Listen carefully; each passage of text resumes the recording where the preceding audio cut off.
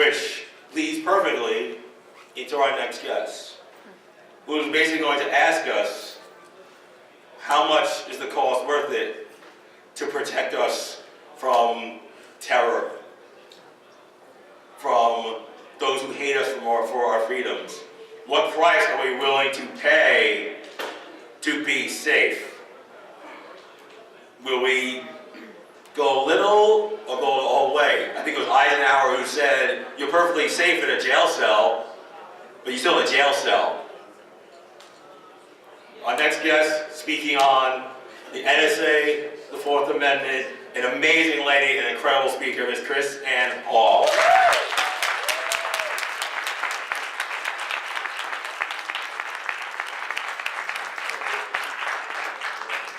Well, you are going to have to forgive me because I have the one thing that every national speaker hates.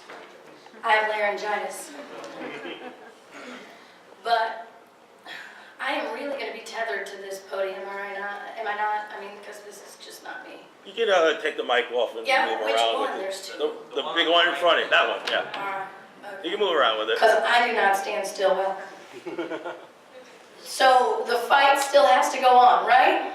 Right. The show goes on, the fight goes on. We can't stop fighting to preserve our liberties simply because of whatever the excuse may be. And when you're devoting life, fortune, and sacred honor to something, you don't let little things like laryngitis get into your way. Vitamin A. So what I'm doing is I got my laryngitis homemade remedy because I don't believe in injecting chemicals into my body, nor into my child's, but that's not what I'm here to talk about. We're here to talk about the Fourth Amendment. And let's hope my little thing works. Yeah. Oh, come on. Push the little USB thing in. Is it lit? There should be a little light when it talks to me. Please do. Don't you love technology? Because this is what it's all about, right?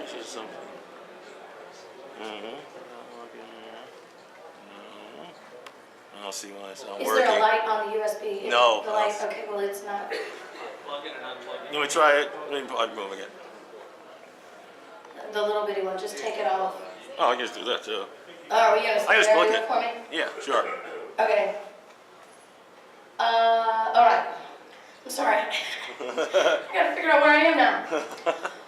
Okay, I'm a constitutional attorney. This is the remote. I was a prosecutor for over 7 years.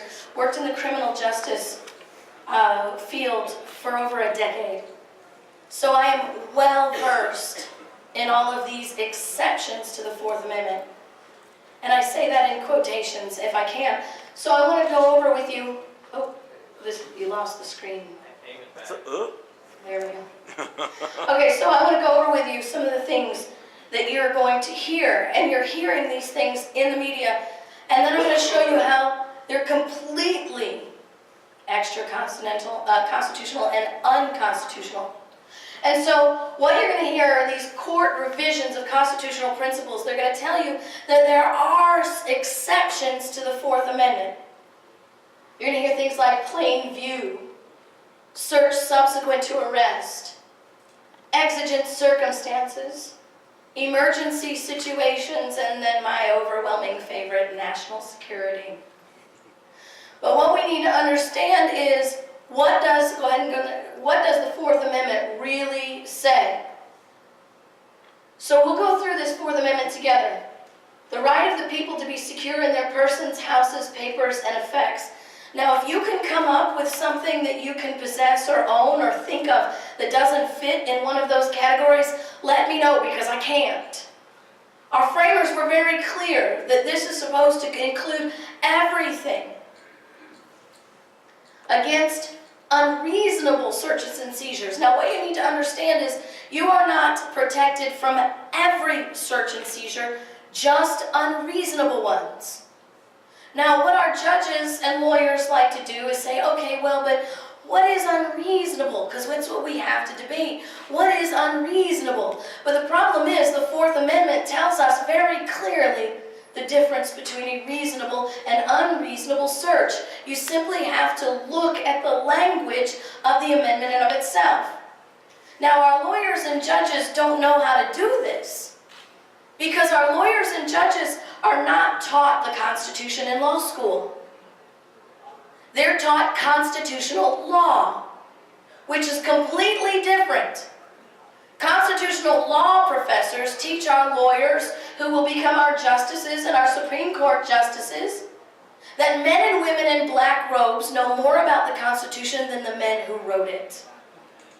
And therefore, since we are so much more intelligent today than they were back then, we can recreate and redefine principles based on our opinions instead of facts, history, and the principles of liberty. So here's what we've got. We've got, maybe I can use this thing anyway.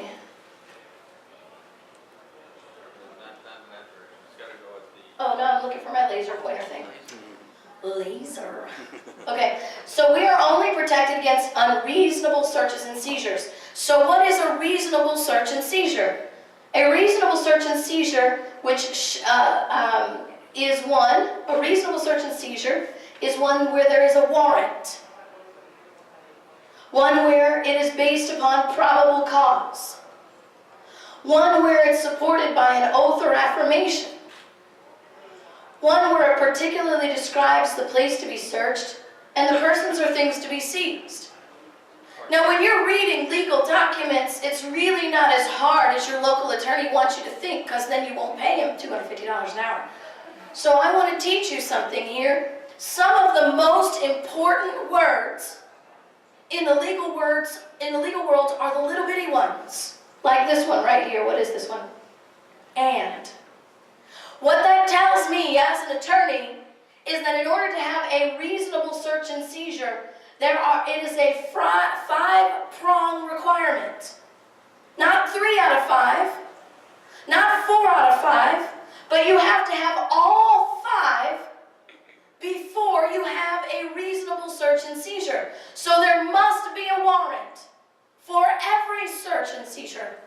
That warrant must be based on probable cause, subject to due process review for every person searched. So they can't issue a general warrant and say, we have the right to search and seize the people of America based on this national security problem, because that's a violation, because according to the Fourth Amendment, every person has the right to have a due process challenge of their warrant, particularly describing the place to be searched and the persons or things to be seized. These are very, very clear words and very, very clear requirements. And that "and" thing says you got to have all 5 or it's unreasonable. And then you are being violated. We also hear about our governmental revision. Government and progressive educational systems wanting to rewrite history in order to justify an overgrowing, out of bounds government. Now this was actually the opening to Barack Obama's address on the National Security Agency that he just gave on Friday. And I'm going to tell you what, I saw this. I was sitting in the airport, Kansas City International Airport, and I erupted into belly-hurting laughter in the middle of the airport when I saw this. Because I thought to myself, how can a speechwriter do that with a straight face? How? Because this is such a gross distortion of reality. And then you guys are going to hear from Charlotte Iserbit later. She's a hero of mine. She's going to tell you that we have been deliberately dumbed down for way too long. And I realize that the progressive education system that we have been indoctrinated in for generations is going to allow us to believe this. So at the dawn of our republic, a small secret surveillance committee born out of the Sons of Liberty was established in Boston, and the group's members included Paul Revere. And at night, they would patrol the streets, reporting any signs that the British were preparing raids against America's early patriots. Throughout American history, intelligence has helped secure our country and our freedoms. Are you stinking kidding me? Okay, so point number 1. Basics. The Revolutionary War was not fought between the Americans and the British. There were no Americans in the Revolutionary War. They were British colonists fighting against their own government. This was not a foreign war. This was a civil war. Point number 2. The Sons of Liberty were not a governmental agency. The Sons of Liberty were the citizens who were fighting against the government intruding upon their liberty. They were you and me who are outraged by the fact that we have this national security exception that allows the government to say, well, you really don't need to worry about that Fourth Amendment because it doesn't apply to us in this situation. My question is, if the Fourth Amendment doesn't apply to the federal government, then why in heaven's name do we even write it? These are the things that we've got to understand. If we are going to be the truth bearers, because that's what we need. All right, go ahead and go to the next slide. The battle against government intrusion began for us, at least locally. Because I travel around the country, I teach the history of our Constitution, and I bring you, how many of you have heard the genealogy that I teach? Okay, so you guys know we go back to 1041, we go back to Edward the Confessor, and I trace the history of our Constitution all the way to the Declaration of Independence. But I just want to stay time-wise local now. And so for us, the history of this battle against government intrusion began in 1761 with a man named James Otis Jr. Now here's the interesting thing about this, because this is the truth, and what Obama said is just totally fiction. James Otis Jr. was a government attorney. One of the highest posts any colonist could achieve in the government, James Otis Jr. carried it. He was in charge of enforcing these writs of assistance and prosecuting people for the crimes based on the searches and seizures. Now, what were these writs of assistance? Writs of assistance were warrantless searches perpetrated on the colonists to search and seize their property to enforce the unconstitutional taxations created by the British government. See, we didn't invent this Fourth Amendment thing, we inherited it. Our framers came here with a well-established protection of their privacy and their property. And the government was totally violating that with these writs of assistance. So what these writs of assistance did was give individual governmental agents the power to determine who to search and what to seize. Open warrants. Knock on your door and say, okay, my name is Agent so-and-so and Colonist Smith, by the authority vested in me by the British government, you will allow me into your home now. They had no authority to refuse legally. And then these agents could literally go into the people's homes through personal motivations and take whatever they wanted and do whatever they wanted with it and arrest people at a whim.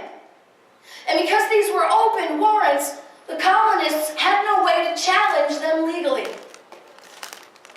But James Otis Jr., a government attorney, began to realize just how tyrannical these writs of assistance were. So he's approached by some of the colonists, and he decided to resign his post for the government and blow the cover on this tyrannical law. So technically, James Otis Jr. was a whistleblower. He argued in a courtroom against the government for 5 solid hours against these writs of assistance. He called them the worst instruments of arbitrary power, the most destructive of English liberty and the fundamental principles of law that ever was found in an English law book. And they're no different than what the NSA and the federal government and the Department of Justice is doing to you now. Because you see, those who do not know their history are doomed to repeat its mistakes.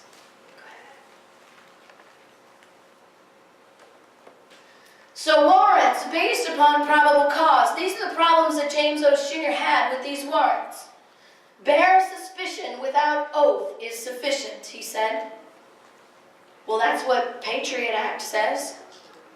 Section 215 in the Patriot Act says we can overthrow the Fourth Amendment's requirement for probable cause and base every search and seizure on mere relevance.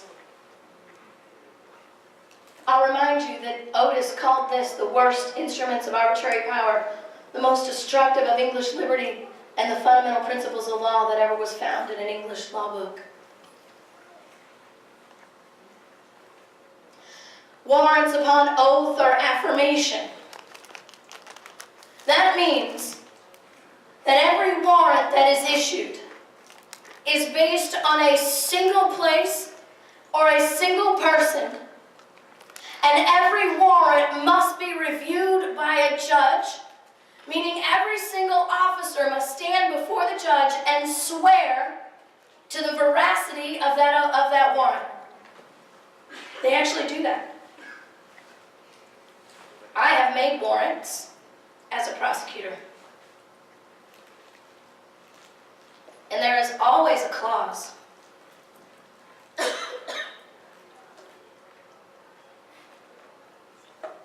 There is always a clause that says, I do hereby swear and affirm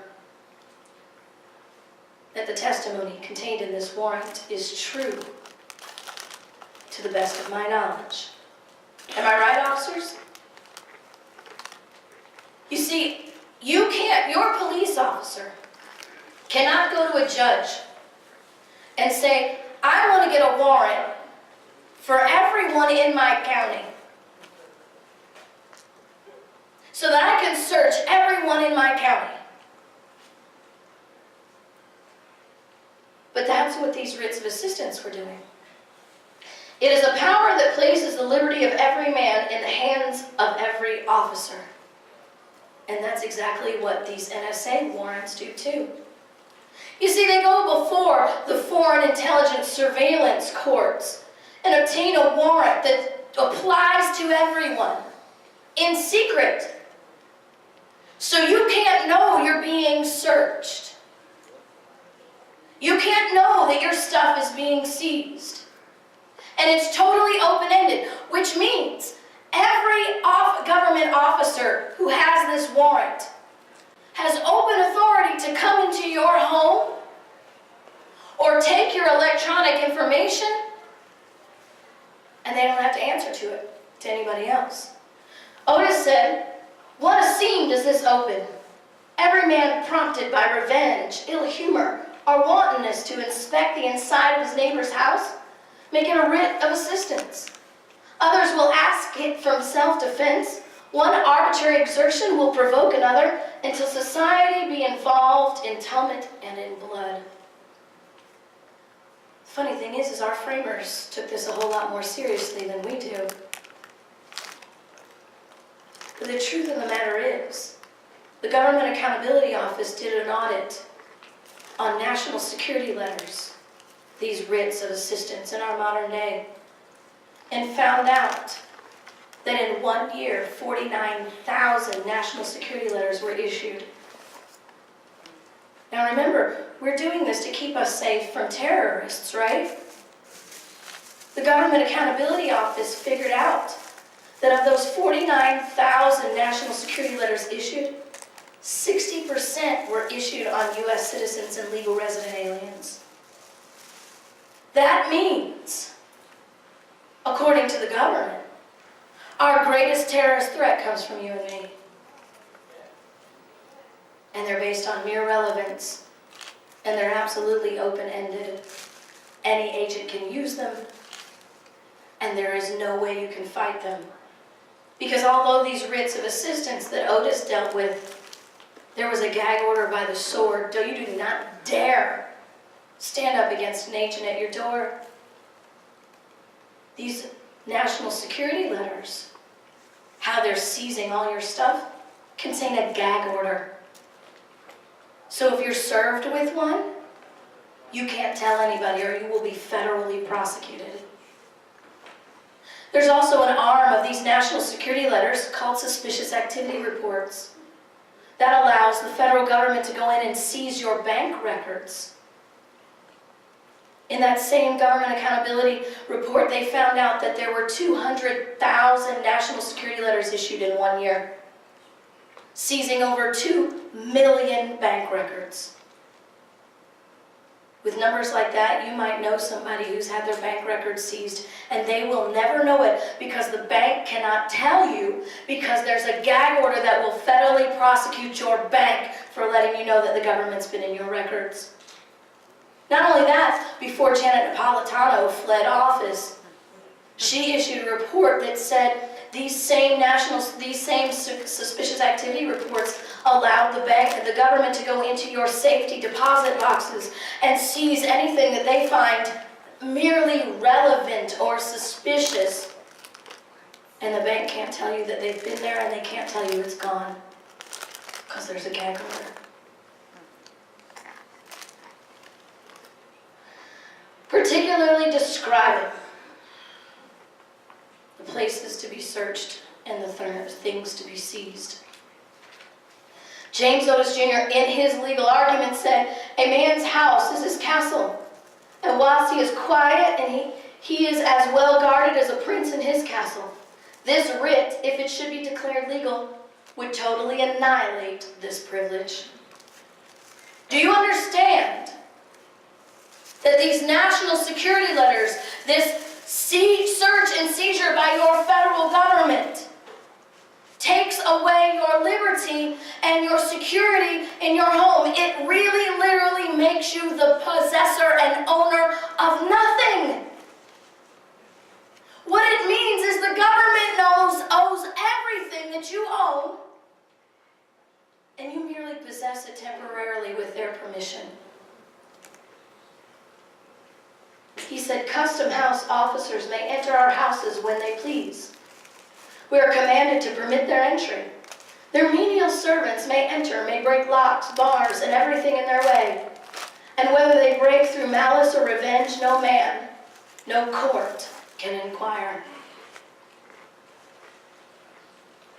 Do you see this history repeating itself? But you know what alarms me more than that? We now have generations of people who will never ever know anything but government control and intrusion. Raising up generations of people who believe that it's a matter of national security for the government to own and possess everything that you own and possess based on their desires and their relevance. This is why this education is so important. Well, the purpose of the Constitution. We've got to get back to some basics. The purpose of the Constitution is not to create the federal government. The purpose of the Constitution was to preserve liberty. Read the preamble. Preserve the blessings. It gives you a whole list of things that we're going to do. Why? To preserve the blessings of liberty to ourselves and our posterity. Not the creation of the federal government, but to preserve liberty. But we somehow allowed our history to be rewritten and our education to convince us that liberty can be traded for security. Through the Constitution, we created a union of the states. You see, the Constitution is a contract that was agreed to voluntarily by the states. Not forced, but voluntarily. A binding contract that they agreed to, and in that contract they created and defined a limited federal government. So now I'm going to ask you a question. Go ahead. A federal government not limited and defined by the people. A federal government whose only limitation is its own will is not a constitutional republic. It's a totalitarian kingdom. And so when you have the federal government that can look you in the eye through the court system or through its agents and say, well, that Fourth Amendment really doesn't apply to us. It really doesn't mean what you think it means. It means what we think it means. What you've got is a government that can define its own limitations, which means the only limitation the federal government has is its own will. And now you have a government who is not deriving its just powers from the consent of the governed, but a government who derives its powers from its own will, and that is a kingdom. Now this is not a right-left thing. This is a liberty-tyranny thing. This is a good and evil thing. Because our conservative Republican House is just as guilty, if not more, for destroying our liberties in the Constitution. It was our conservative Republicans that gave us the Patriot Act. It's our conservative Republicans in the House that, by their own admission, will continue a program under a president that they hate. There was a town hall meeting in which Michelle Bachmann, Justin Amash,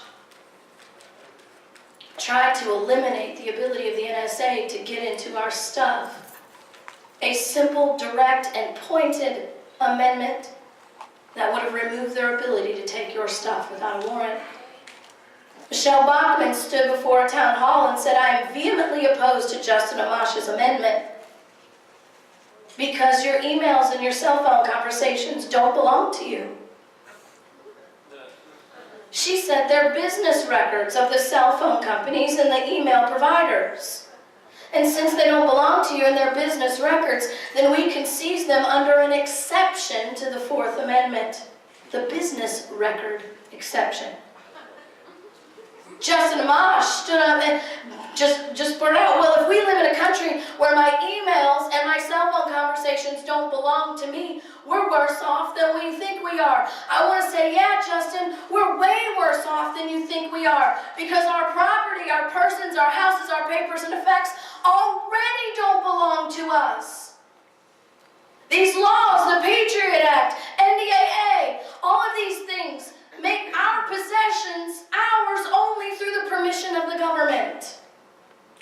And they can just take them as they please through mere relevance or suspicion. What kind of government do you want? A republic or this? So here are your solutions, because I'm not just out here to be angry. I don't believe that all we need to do is be angry. I believe that we need to act. And we need to act as individuals and stop looking to the federal government to fix itself. Have you figured out the federal government is not going to fix itself? Let me give you this now. And you know what? Changing out who is up there is not going to fix it either. Our federal government is like a car we've been driving in. And we just realized we're broke down on the side of the road. We haven't been going anywhere for a very, very long time. So we hop out the car, we pop the hood, and we figure out all the hoses have been slashed and the wires have been pulled out.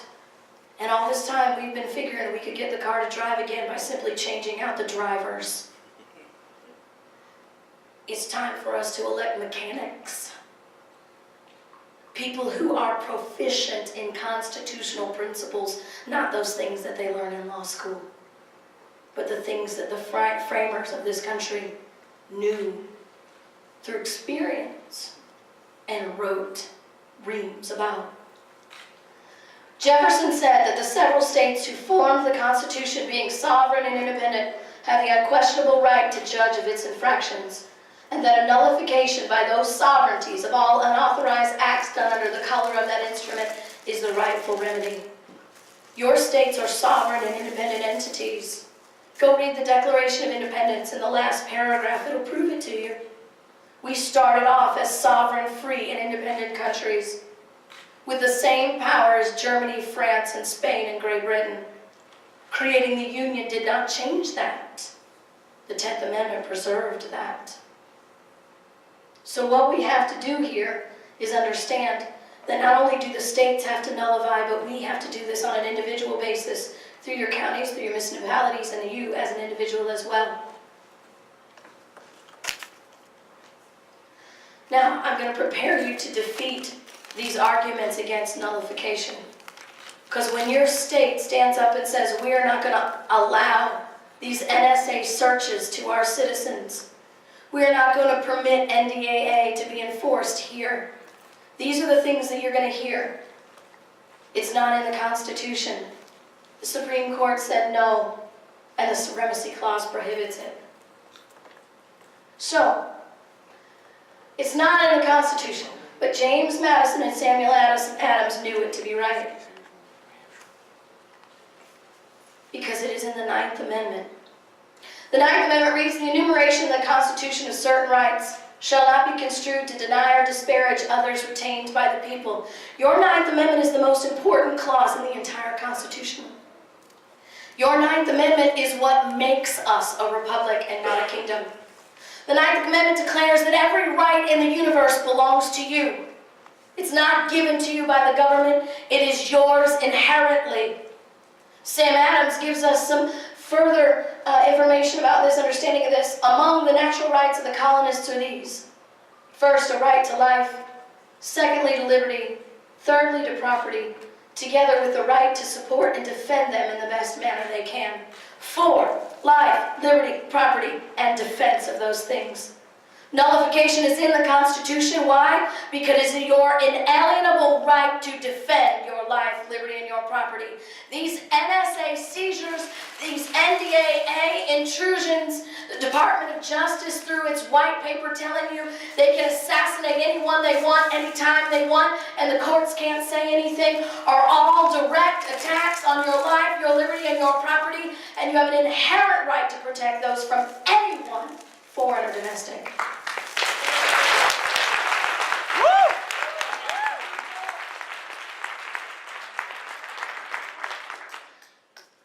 They'll say SCOTUS, that's Supreme Court of the United States. That's our little lingo abbreviation we use for the Supreme Court. SCOTUS is the final say. Next slide.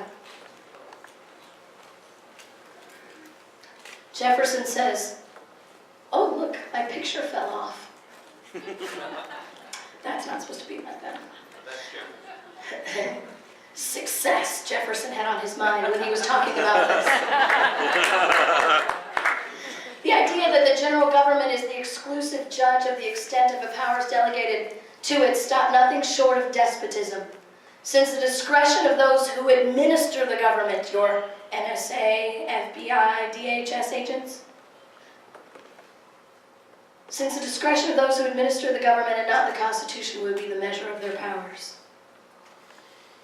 Madison, I love this. Madison gives you just a right punch in the nose to the Supreme Court. He says if the decisions of the judiciary be raised above the authorities of the sovereign parties to the Constitution. Who are the sovereign parties of the Constitution? The states. So if the decisions of the judiciary be raised above the states, dangerous powers not delegated may not only be usurped and executed by other departments, but that the judicial department also may exercise or sanction dangerous powers. So we don't even allow the Supreme Court to even do with these things. We just do foreign intelligence surveillance courts, which are even outside the entire due process system. He says, consequently, that the ultimate right of the parties to the Constitution, who are the states, to judge whether the compact has been dangerously violated, must extend to violations by one delegated authority as well as by another, by the judiciary as well as by the executive or the legislative. Because you see, Some people are going to say, well, nullification, you can't do that because the Supreme Court said so. But if the Supreme Court can judge and determine what the limitations of its own power is, and what the limitations of the other branch's power may be, then the Constitution no longer rules the federal government. It's the federal government who rules itself.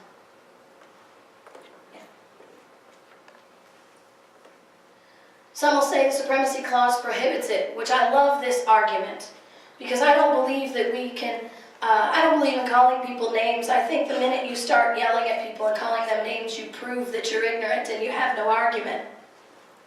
So, I don't call people names, I believe they classify themselves. And when somebody says to me the Supremacy Clause says nullification is not allowed, they show me just how illiterate they are. Because the Supremacy Clause is very, very easy to read. See, Hamilton said in Federalist 78, no legislative act, therefore, contrary to the Constitution can be valid. Now, we live in a society where we like to redefine the meaning of the word is. But the last time I checked, that's a very clear and concise sentence. And no still means no. But Hamilton says if we deny this, if we allow legislative acts contrary to the Constitution to be valid, what we're doing is allowing the deputy to be greater than the principal, the servant above his master, and the representatives of the people superior to the people themselves. And then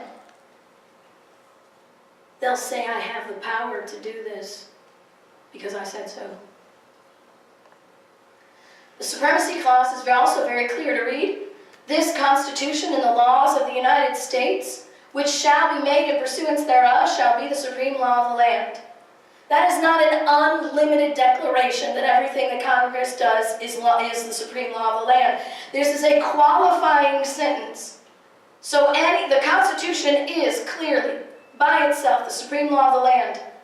But the laws made in Congress are only the supreme law of the land if they are made in pursuance to the Constitution, which is simply a reiteration of what Hamilton said. No legislative act, therefore, contrary to the Constitution can be valid. Our founders did not accept this tyrannical intrusion upon their inherent rights. This is what Otis said in his legal argument. I will to my dying day oppose with all the powers and faculties God has given me, and all the instruments of slavery on one hand and villainy on the other, as this writ of assistance is. These national security letters, these NDAAs, all of these things are exactly the same thing, and in their day, they were willing to fight. And we should not accept them either. My favorite founding mother said this, we will stand against tyranny today, or our children will bow tomorrow. Because you see, the young people are the real sufferers of our ignorance and our compliance and complacency. Because they're the ones that are going to have to fight. We have an obligation to them. Sam Adams said, if we tamely suffer a lawless attack on liberty, we encourage it and involve others in our doom. You see, when we go along with these because we've got nothing to hide, or it really doesn't affect me, or whatever your excuse may be, Sam Adams is saying you're being a cheerleader to tyranny. And you know what that means? He says it's a serious consequence. Because that means millions and ages and millions yet unborn will be the miserable sharers of our negligence. And Winston Churchill said, still, if you will not fight for the right when you can easily win without bloodshed, if you will not fight when the victory is sure and not too costly, you may have to fight with all the odds against you and only a precarious chance of survival. And he said there may even be a worse case. You may have to fight when there is no hope, because it's better to perish than to live as a slave. So I want to charge you today. We're either independent or we're not. We're either free or we're not. We're either in charge or we're not. And our children are worth taking a stand for, or they're not. This is your charge to no longer sit by as our liberties are whittled away and our children are sold into slavery, because they will choose to either stand with their blood or live their lives on their knees. And I don't want to be responsible for that. So let me tell you, I've got a booth out there where my ministry, my goal is to teach the truth. I have books out there, I have children's books out there. I have flyers, you can learn more about what I do. Last year I taught 265 meetings in 22 states. And I don't charge a dime for anything that I do. I speak because this is my life, my fortune, and my sacred honor. We support the speaking engagements through the sale of the books and through donations of other people. I'm not telling you that to pat myself on the back. I'm telling you that because if you have a group that needs to hear the truth, you've got no excuses. All you gotta do is call me and I'll come. Because it's worth it. And my child is worth it. And I'm willing to take a stand.